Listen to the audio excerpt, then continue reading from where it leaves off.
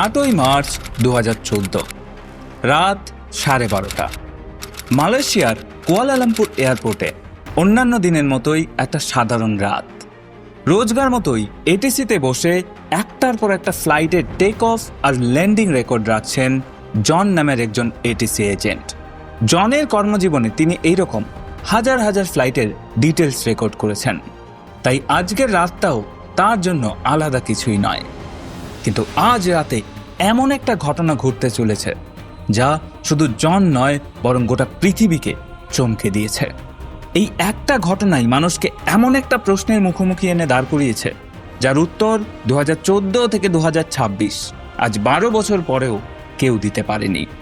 ওই দিন রাত 12:41 অনেকগুলো ফ্লাইটের মতোই একটা ফ্লাইট MH370 সদ্য কুয়ালালামপুর এয়ারপোর্ট থেকে চীনের বেইজিংয়ের উদ্দেশ্যে টেক অফ করেছে।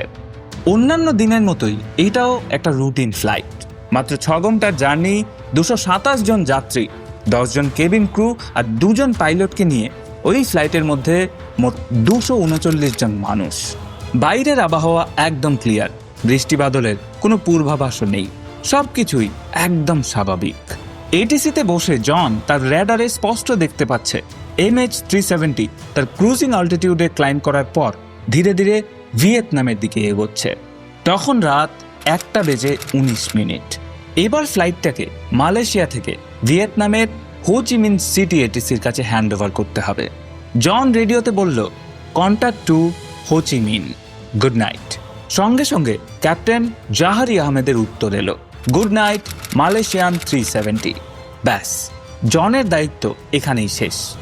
সে হয়তো তখন পরের ফ্লাইটের লগ লিখতে শুরু করে দিয়েছিল, কিন্তু মাত্র 2 মিনিট পরেই যখন জন আবার স্ক্রিনের দিকে তাকালো, তার চোখ রীতিমতো কপালে। MH370-র ব্লিপটা রেডার থেকে গায়েব হয়ে গেছে। প্রথমে জন ভেবেছিল হয়তো হোচিমিনের এটিসির সাথে কানেক্ট হয়ে গেছে, কিন্তু ওদিকে হোচিমিন এটিসিও অপেক্ষা করছে MH370-র কলের জন্য। তারাও ভাবছে MH370 হয়তো এখনো মালয়েশিয়ার এটিসির সাথেই যুক্ত আছে, কিন্তু আদতে ফ্লাইট MH370 তখন কারোর সাথেই কানেক্টেড নেই। শুধু কন্ট্যাক্ট নয়, বলা ভালো MH370-র আর কোনো অস্তিত্বই নেই। অথচ না কোনো অ্যাক্সিডেন্ট হয়েছে, না কোনো হাইজ্যাক। রীতিমতো যেন মাঝ আকাশে একটা প্লেন হঠাৎ করে হাওয়ায় মিলিয়ে গেছে। এবং সেই যে 2014 সালের 8ই মার্চ 239 জন মানুষকে নিয়ে MH370 গায়েব হয়েছে, আজ অবধি প্রায় 12 বছর ধরে প্রায় $160 মিলিয়ন খরচ করার পরেও তার কোনো খোঁজই পাওয়া যায়নি। আর ঠিক এখানেই প্রশ্ন ওঠে, একটা আস্ত প্লেন, এতগুলো জলজ্যান্ত মানুষ, অথচ তাতে কোনো ট্রেস থাকবে না। নমস্কার, আমি অপূর্ব, আর বায়োস্কোপওয়ালার আরও একটা ইন্টারেস্টিং ভিডিওতে আপনাকে জানাই স্বাগত। আজকের এই ভিডিওতে আমরা জানবো MH370-র সাথে ঠিক কি হয়েছিল। সত্যি কি একটা প্লেন মাঝ আকাশ থেকে এরকম গায়েব হয়ে যেতে পারে?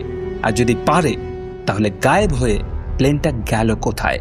আজকের এই ভিডিওতে এই সমস্ত কিছু নিয়ে একদম ডিটেলসে আলোচনা করব, তাই আপনাদের সবার কাছে অনুরোধ, ভিডিওটা শেষ অবধি দেখবেন।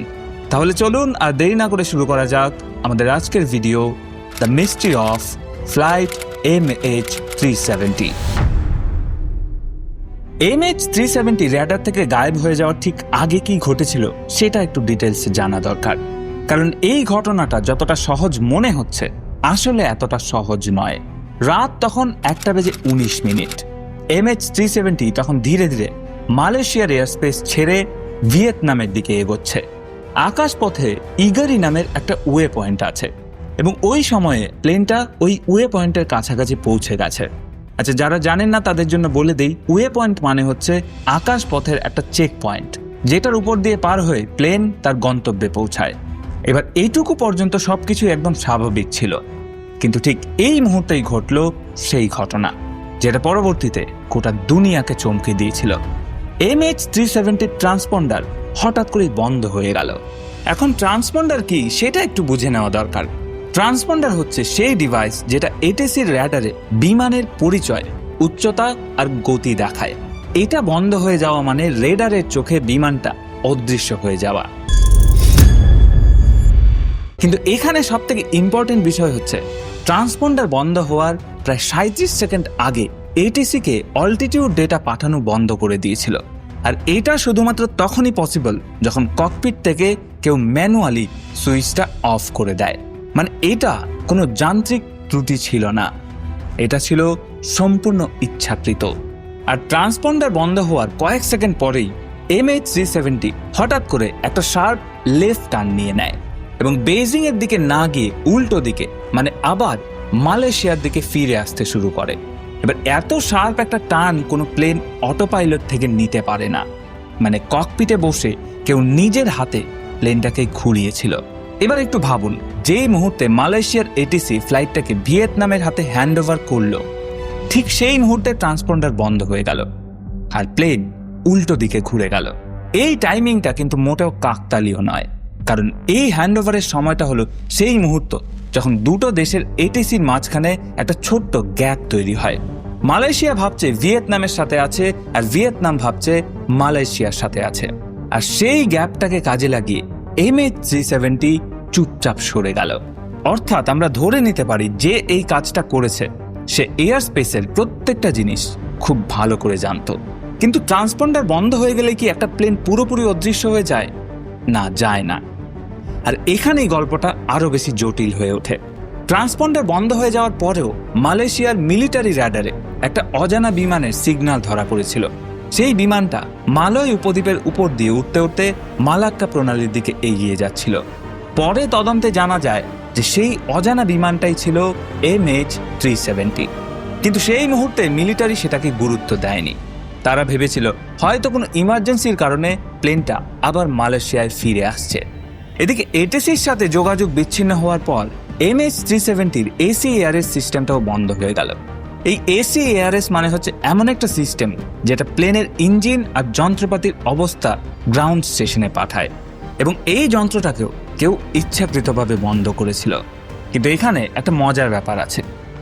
ACARS বন্ধ করতে হলে প্লেনের পাওয়ার সাপ্লাই বন্ধ করতে হয়, আর MH370-তে ছিল 4টে জেনারেটর। যে কোনো একটা জেনারেটর চালু থাকলেই ACARS কাজ করবে। এমনকি সব জেনারেটর বন্ধ হয়ে গেলেও APU অর্থাৎ অক্সিলারি পাওয়ার ইউনিট অটোমেটিকলি চালু হয়ে যাবে। তার মানে 4টে জেনারেটর আর APU মোট 5টা পাওয়ার সোর্স থাকা সত্ত্বেও ACARS বন্ধ হয়ে গিয়েছিল। এটা করতে জানে শুধুমাত্র সেই মানুষ যে প্লেনের প্রত্যেকটা সিস্টেম হাতের তালুর মতো চেনে। কিন্তু এখানে একটা বড় ভুল হয়ে যায়। প্লেনে আরো একটা সিস্টেম থাকে যেটার কথা কেউ ভুলে গেছিল। সেটা হচ্ছে স্যাটেলাইট ডেটা ইউনিট বা SDU।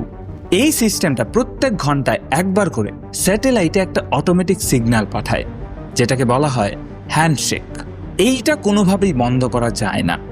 যতক্ষণ ধরে প্লেনের মেইন পাওয়ার চালু থাকবে ততক্ষণ এই ইউনিটটা সক্রিয় থাকবে। এবার র্যাডার থেকে গায়েব হয়ে যাওয়ার পরেও MH370 মোট 7টা হ্যান্ডশেক সিগন্যাল পাঠিয়েছিল। মানে প্লেনটা র্যাডার থেকে গায়েব হয়ে যাওয়ার পরেও প্রায় 7 ঘন্টা ধরে আকাশে উড়েছিল। শেষ সিগন্যালটা এসেছিল মালয়েশিয়ান সময় 8:19 এবং এরপর আর কিচ্ছু নেই। ধরে নেওয়া হয় যে এই মুহূর্ত থেকে প্লেনের জ্বালানি শেষ হয়ে গেছে। এবার তদন্তকারী সংস্থা এই হ্যান্ডশেক সিগন্যালগুলোকে বিশ্লেষণ করে দুটো জিনিস বের করার চেষ্টা করে। একটা হচ্ছে BTO অর্থাৎ বাস টাইমিং অফসেট, যেটা দিয়ে বোঝা যায় প্লেন স্যাটেলাইট থেকে ঠিক কতটা দূরে ছিল, আর অন্যটা হচ্ছে BFO অর্থাৎ বাস্ট ফ্রিকোয়েন্সি অফসেট, যেটা দিয়ে বোঝা যায় প্লেন কোন দিকে যাচ্ছিল। আপনারা কি কখনো লক্ষ্য করেছেন যে অ্যাম্বুলেন্সের কাছে আসার সময় সাইরেনের আওয়াজ বেশি জোরে শোনা যায় আর দূরে সরে গেলে আস্তে আস্তে শোনা যায়? এটাকে বলে ডপলার এফেক্ট। BFO এই একই সূত্র ধরে কাজ করে, আর এই BFO ডেটা অনুযায়ী জানা যায় যে প্লেনটা দক্ষিণ দিকে উঠছিল। এবং এই দুটো ডেটা মিলিয়ে তদন্তকারীরা একটা জায়গা চিহ্নিত করে। জায়গাটার নাম দেওয়া হয় 7th আর্ক। ভারত মহাসাগরের দক্ষিণে একটা কাল্পনিক চাপ যেখানে MH370-র শেষ হ্যান্ডশেক সিগন্যাল মিলিয়ে গিয়েছিল। এবং তদন্তকারী সংস্থা জানায় এই 7th আর্কের কোনো একটা নির্দিষ্ট বিন্দুতে শেষ হয়েছিল MH370-র যাত্রা। এরপর শুরু হয় খোঁজার পালা। কিন্তু এই খোঁজটা ছিল পৃথিবীর ইতিহাসে সবথেকে কঠিন আর ব্যয়বহুল সার্চ অপারেশন।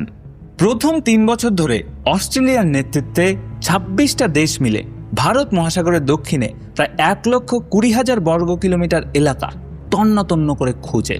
খরচ হয় প্রায় $160 মিলিয়ন, এবং 2017 সালের জানুয়ারি মাসে এই অপারেশনগুলো সাসপেন্ড করে দেওয়া হয়। এবং এই অপারেশনে পাওয়া যায় মাত্র কয়েকটা ধ্বংসাবশেষ, যেগুলো মাদাগাস্কার আর দক্ষিণ আফ্রিকার বিভিন্ন সমুদ্র সৈকতে ভেসে ভেসে এসেছিল। কিন্তু মূল প্লেনটার তখনও কোনো খোঁজ পাওয়া যায়নি। কিন্তু গল্প এখানে শেষ হয়নি। 2018 সালে ওশান ইনফিনিটি নামের একটা হাইটেক কোম্পানি নতুন সার্চ অপারেশন শুরু করলো। এরা বেসিক্যালি সমুদ্রের তলদেশে ম্যাপিং আর ডেটা কালেকশনের কাজ করে। এদের কাছে আছে advance ship, remote control boat আর আন্ডার ওয়াটার ভেহিকেল। 2019 সালে এই কোম্পানি স্টেলা ডেইজি নামের একটা হারিয়ে যাওয়া কোরিয়ান জাহাজ সফলভাবে খুঁজে বের করেছিল। এবার তারা মালয়েশিয়ান সরকারের সাথে একটা চুক্তি করলো, যেটা শর্ত হলো নো ফাইন্ড নো ফি, মানে প্লেন না পেলে একটা টাকাও তারা নেবে না, আর পেলে $70 মিলিয়ন নেবে। কিন্তু 2018 সালে তারাও কিছু খুঁজে পেল না। তবে এই সার্চ অপারেশনের পাশাপাশি নতুন একটা টেকনোলজি দিয়েও কাজ শুরু হলো। রিচার্ড গডফ্রি নামের একজন এভিয়েশন ইঞ্জিনিয়ার WSPR অর্থাৎ উইক সিগন্যাল প্রপাগেশন রিপোর্টার এই টেকনোলজি ব্যবহার করে MH370 ফ্লাইটের পথ বের করার চেষ্টা করলেন। এই সিস্টেম বেসিক্যালি বিশ্বের হাজার হাজার রেডিও স্টেশন থেকে সিগন্যাল কালেক্ট করে রাখে, এবং 2008 সাল থেকে এই ডেটা সংরক্ষণ করা হচ্ছে। গডফ্রের দাবি, এই ডেটা বিশ্লেষণ করে তিনি জানতে পেরেছেন যে MH370 সোজা উঠছিল না, বরং ব্যস্ত এরিয়া রুট এড়িয়ে চলতে আলাদা আলাদা টার্ন নিচ্ছিল। আর প্লেনটা ল্যান্ড কিংবা ক্র্যাশ হওয়ার ঠিক আগের মুহূর্তে প্লেনটা একটা ফিগার 8 প্যাটার্নে, মানে ইংরেজিতে 8-এর মতো আকারে একটা সার্কেল করেছিল। তো এই সমস্ত নতুন তথ্য নিয়ে ওশান ইনফিনিটি আবার মাঠে নামলো এই রিসেন্টলি কিছুদিন আগেই। এবার মালয়েশিয়ান সরকারের সাথে 18 মাসের চুক্তি হয়েছে। এবার তাদের হাতে আগের চেয়ে অনেক বেশি উন্নত প্রযুক্তি, এবং তারা ঠিক করেছে এইবার তারা আগের সার্চ এরিয়ার বাইরেও খুঁজবে। তো বলাই যায় ওই 239 জন মানুষের পরিবার এখনো অপেক্ষায় আছে। যাই হোক, এ তো গেল খোঁজের ব্যাপার। এবার বলবো MH370 সাথে আসলে কি হয়েছিল। দেখুন, MH370 সাথে আসলে কি হয়েছিল এই প্রশ্নের উত্তর খুঁজতে গিয়ে তদন্তকারীরা মূলত 3টে থিওরিতে এসে পৌঁছেছেন। প্রথম থিওরিটা হলো ক্যাপ্টেন জাহারি নিজেই এটা করেছেন।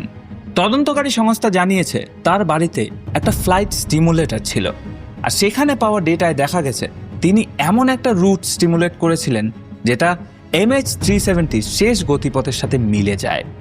কিন্তু তদন্ত কমিটি এই থিওরি নাকচ করে দিয়েছে, কারণ এত অভিজ্ঞ একজন পাইলটের বিরুদ্ধে এই একটা স্টিমুলেটর ডেটা ছাড়া আর কোনো প্রমাণ নেই। দ্বিতীয় থিওরি হলো হাইজ্যাকিং বা সন্ত্রাসী হামলা।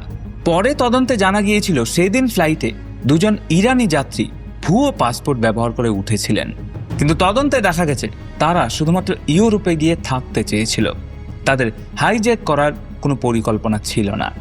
আর এই ফেক পাসপোর্টের বাইরে তাদের বিরুদ্ধেও আর কোনো প্রমাণ পাওয়া যায়নি, তাই এই থিওরিটাও পুরোপুরি বাতিল হয়ে যায়। এরপর আসে তৃতীয় বা সব থেকে সম্ভাব্য থিওরি, আর সেটা হচ্ছে যান্ত্রিক ত্রুটি বা ডিপ্রেশারাইজেশন। তদন্তকারী সংস্থার মতে হয়তো ককপিটের ভেতরে অক্সিজেনের সমস্যা হয়েছিল, যার ফলে একটা সময় পর পাইলটরা অজ্ঞান হয়ে পড়েছিল। আর যখন পাইলটরা অজ্ঞান হয়ে গেল, তখন অটো পাইলটে চলতে চলতে একসময় জ্বালানি শেষ হয়ে প্লেনটা ভারত মহাসাগরের উপর পড়ে গেছে। কিন্তু এই থিওরিটাতেও একটা বড় সমস্যা আছে। অজ্ঞান পাইলটের প্লেন কি এইভাবে সুনির্দিষ্টভাবে র্যাডার এরিয়ে উঠতে পারে? এর উত্তর কারো কাছে নেই। 2014 সালের 8ই মার্চ রাতে 239 জন মানুষ যে যার জীবন নিয়ে একটা ফ্লাইটে উঠেছিল। কেউ হয়তো বাড়ি ফিরছিলেন, কেউ অন্য শহরে যাচ্ছিলেন। তাদের জন্য অপেক্ষা করেছিল তাদের পরিবার, বন্ধু, তাদের স্বপ্ন। কিন্তু সেই রাতের পর থেকে তাদের পরিবারগুলো একটা অদ্ভুত যন্ত্রণার মধ্যে বাঁচছে। না পাচ্ছে শোক করার কোনো সুযোগ, আর না পাচ্ছে আশা ছাড়ার কোনো সাহস। কারণ যতদিন না ওই প্লেনের ধ্বংসাবশেষ পাওয়া যাচ্ছে, ততদিন একটা আশা তো থেকেই যাচ্ছে। আজ প্রায় 12 বছর পেরিয়ে গেছে, কিন্তু রহস্যের কোনো সমাধান নেই। কিন্তু খোঁজ এখনো থামেনি, আর যতদিন ওই 239টা পরিবার অপেক্ষায় আছে ততদিন এই খোঁজ চলতে থাকবে। ওশান ইনফিনিটি এখনো মাঠে আছে, নতুন প্রযুক্তি, নতুন আশা। হয়তো এই বছর বা হয়তো পরের বছর কোনো উত্তর পাওয়া যেতে পারে, আবার নাও পাওয়া যেতে পারে। কিন্তু একটা কথা পাক্কা, ফ্লাইট MH370 এই রহস্য আজও পৃথিবীর সবথেকে বড় অমীমাংসিত প্রশ্নগুলোর মধ্যে একটা। আপনার কি মতামত? ঠিক কী ঘটেছিল এই MH370-র সাথে? অবশ্যই কমেন্ট করে জানাবেন। আমি অপেক্ষা করব আপনাদের কমেন্টগুলো পড়ার জন্য। আর আমাদের এই ভিডিওটা যদি আপনাদের ভালো লেগে থাকে তাহলে আমাদের এই চ্যানেলটাকে অবশ্যই সাবস্ক্রাইব করবেন। আর আমি এই ভিডিওটা এখানেই শেষ করছি। দেখা হচ্ছে অন্য কোনো ভিডিওতে। ততক্ষণ অবধি ভালো থাকবেন, সুস্থ থাকবেন। Tata, good bye, love you.